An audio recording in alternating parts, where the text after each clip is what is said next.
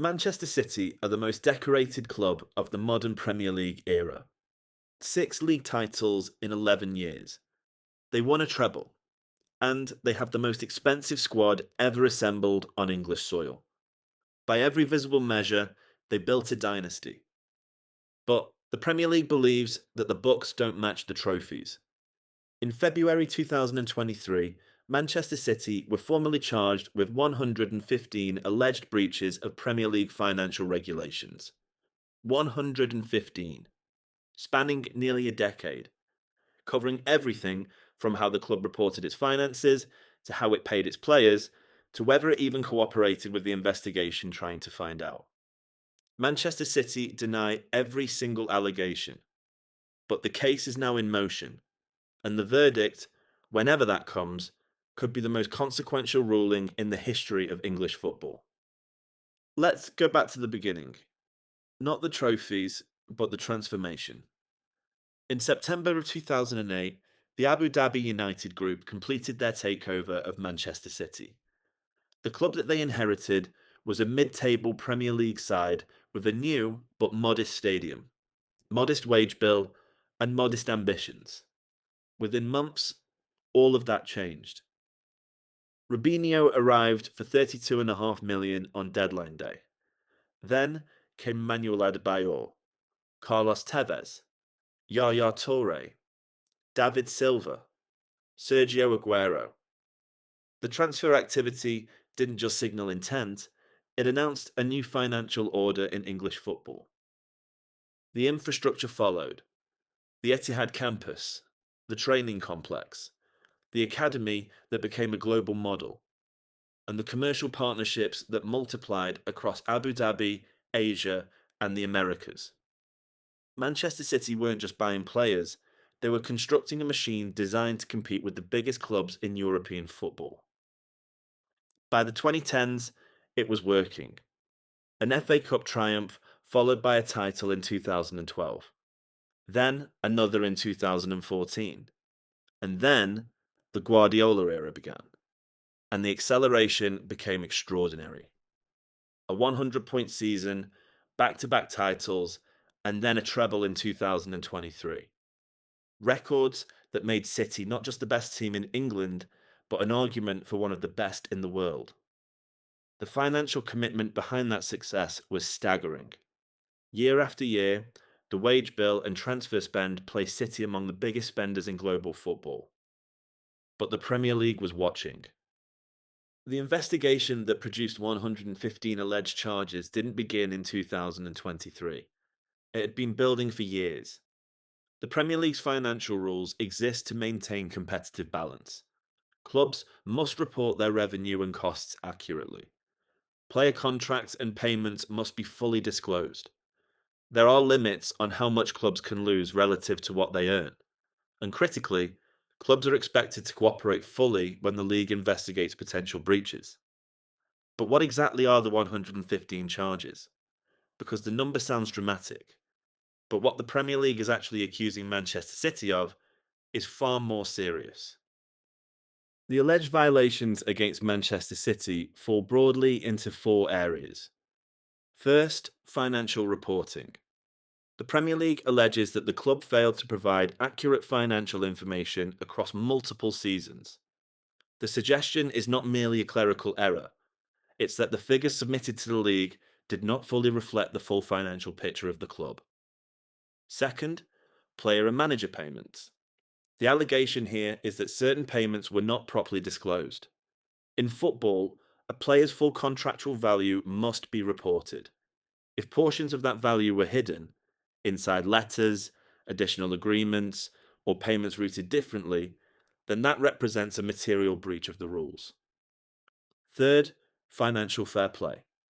The regulations that govern how much clubs can spend relative to what they earn have been at the centre of football's financial governance debate for over a decade. The Premier League alleges that City's compliance with these rules was not as clean as the submission suggested. And fourth, cooperation. The Premier League alleges that Manchester City did not fully cooperate with the investigation itself. That is a charge that carries its own weight, entirely separate from the financial allegations. It suggests that a club, when asked to open its books, didn't fully open them. The alleged breaches span the seasons between 2009 and 2018, 9 years of financial activity under scrutiny. Manchester City have been consistent and clear. They deny the allegations entirely. They have described themselves as possessing irrefutable evidence to support their position. They have indicated that they welcome the opportunity to resolve the matter. But the real drama isn't just the charges themselves, it's what happens next. This case will not be decided by the Premier League. That's important. An independent commission has been appointed to hear the evidence. It will review documentation from both sides, take submissions, and ultimately reach a verdict. The Premier League presents its case. Manchester City present their defence, and the commission decides. The process is deliberate by design. The allegations are complex, the timeline is long, and the volume of the financial documentation involved is enormous. Cases of this nature in English football have taken years. The hearing itself is expected to last months. No one outside the Commission knows what the outcome will be. That uncertainty is not incidental. It is the defining feature of the moment the Premier League is currently living through. The rules are being tested, the process is in motion, and everyone, rival clubs, financial regulators, broadcasters, and sponsors, they're all waiting. But football fans, clubs, and analysts are already asking the same question. What happens if Manchester City lose this case? The range of the possible sanctions matters, not because any outcome is certain, but because the scale of what is possible has already started reshaping conversations about the league itself. Financial fines are the most straightforward outcome. Any breach of financial regulations carries a potential for a monetary penalty. Given the scale of the alleged violations, the fine could be significant. But fines alone, for a club of Manchester City's financial standing, may be considered insufficient by the Commission if the breaches are found to be serious and sustained. Points deductions are the next level. In recent English football history, Everton and Nottingham Forest both received points deductions for financial rule breaches. Everton's was subsequently reduced on appeal, but neither case carried the scope or duration alleged against City. A points deduction applied retroactively across multiple seasons would represent something that the Premier League has never seen.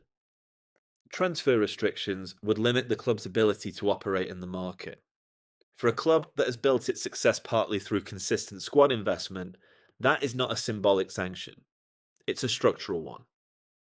The stripping of titles sits in contested territory. Legally and practically, the process for removing retrospective league titles is complex. The trophies are held by clubs, awarded under the rules as they were applied at the time. Whether a commission has the power to strip titles, and whether it would choose to exercise that power, remains genuinely unclear. And then there is relegation. Premier League rules do allow for the most severe sanctions in cases of serious and deliberate breaches. The possibility of relegation has been raised, not by the Commission and not by the Premier League formally, but by analysts and legal commentators examining the outer limits of what the rules permit. Manchester City are currently competing at the top of the Premier League. The suggestion that the same club could face demotion from it is not a realistic prediction, but it is a marker of just how serious the alleged violations are considered to be. No punishment has been decided. The case is unresolved. But the fact that these conversations are happening at all tells you something about the scale of what the Commission are being asked to consider. Now, widen the frame, because this case is not just about Manchester City. Every club that finished second, third, or fourth behind City during the alleged period has a stake in this verdict. Every title race that City won, every Champions League place that another club missed by a point or two. If the financial picture during those seasons was materially different to what was reported, then the competitive context of those finishes changes. Liverpool, Arsenal, Tottenham, Chelsea, United, all of them competed against a version of Manchester City whose financial conduct is now under formal scrutiny. The credibility of financial governance in football is also on trial here. The Premier League has positioned itself as the most commercially successful and competitively balanced league in the entire world. Its financial rules are designed to prevent any one club from buying its way to dominance without consequence. If those rules are found to have been circumvented by the most successful club of its era, and the sanction doesn't match the offence, the rules lose their authority. At this point, there are only two possible endings to the story. Manchester City could leave this process cleared of every allegation. The independent commission may conclude that the evidence does not support the charges brought by the Premier League. City have always maintained from the beginning that they can prove their position. That outcome remains entirely possible. Or the commission could find against them on some charges, on many charges, on the most serious charges. And if it does, English football will face decisions about sanctions that have no historical precedent at this level. The club that won 6 Premier League titles in 11 years.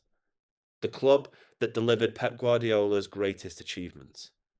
The club that built a stadium, an academy, a global brand, and a dynasty, all while the Premier League was building a case.